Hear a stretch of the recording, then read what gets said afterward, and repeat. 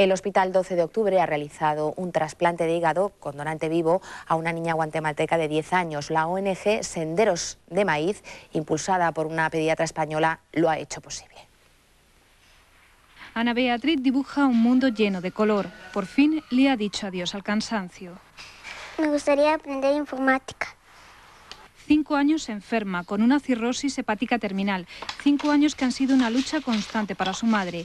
Tenía que conseguir un trasplante. Siempre yo seguía luchando a ver si se podía, a ver para qué hospital. Y no se podía.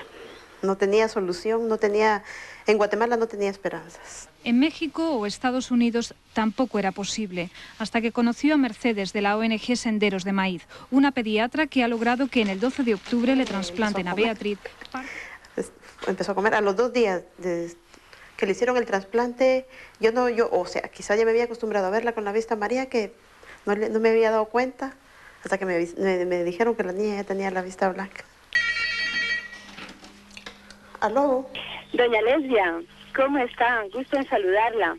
Solo quería saber cómo está Anita esta semana. Es Mercedes desde Guatemala. En un año ha traído a España 7 niños.